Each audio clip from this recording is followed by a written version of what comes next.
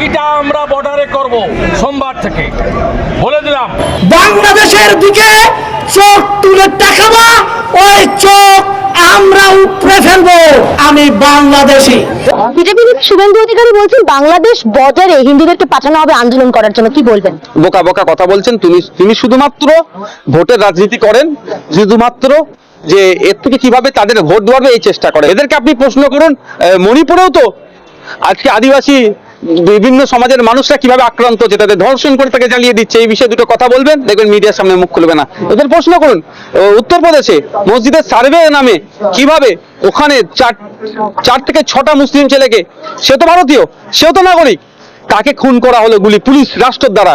সেই নিয়ে প্রশ্ন করে এরা উত্তর দেবে না, এড়িয়ে যায়। কলকাতার ব্যবসায়ীরা মাসি মারছে, কলকাতার ব্যবসায়ীরা না খেয়ে মরছে। যে শুভেন্দুকে তৃণমূল কংগ্রেস প্রতিহত করবে যদি সীমান্ত বন্ধ করতে চায়।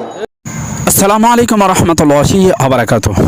সম্মানিত দর্শক, আজকের ব্রেকিং নিউজ, সবচেয়ে বড় তাজা খবর সেটি হচ্ছে এবার ভারতকে সরাসরি হুমকি দিল।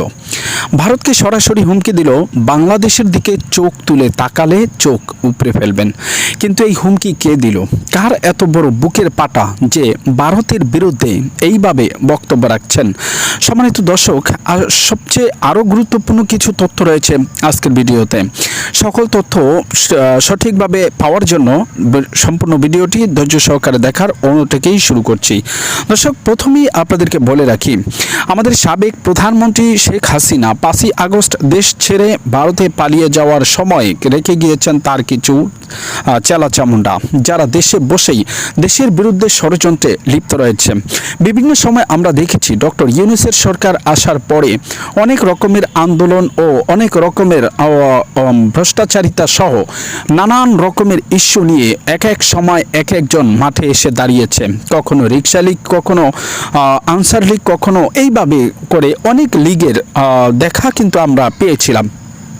তবে সর্বশেষ সাবেক প্রধানমন্ত্রী শেখ হাসিনা দেখলেন যখন যে কোনোভাবেই কোনো কিছু হচ্ছে না, ঠিক সেই সময় তিনি এমন একটি গুড়ি চাল চাললেন যেই চালে বাংলাদেশের বিরুদ্ধে দাঁড়িয়ে গিয়েছে ভারত থেকে এবার বিভিন্ন রকমের মন্তব্য আসছে। ভারতের বিজেপি নেতা তারা বলছেন যে বাংলাদেশকে অচল করে দেওয়া হবে, বাংলাদেশের বর্ডার তারা বর্ডারে লং মার্চ করবে, তারপরে অবরোধ করবে, বর্ডার বন্ধ করে দিবে, সব কিছু যেন বাংলাদেশে সব কিছু আসা বন্ধ হয়ে যায়। বাংলাদেশ থেকে কোনো কিছু তারাও নেবে না, বাংলাদেশে কোনো কিছু প্রবেশ করতেও দেবে না, এমন বক্তব্য বিজেপি নেতার।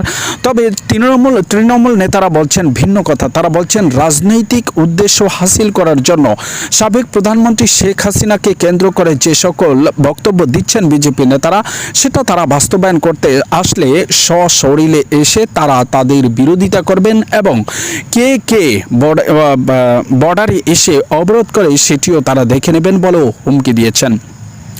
বাংলাদেশের রাজনীতিকে ইস্যু করে যেন ভারতেও তুমুল আলোচনা ও সমালোচনা চলছে রাজনীতির মাঠে।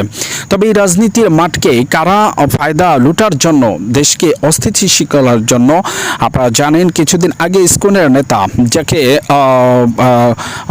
গ্রেপ্তার করা হয়েছিল, তাকে গ্রেপ্তার করার পরেই ঘটে আরেক বড় ধরনের ঘটনা।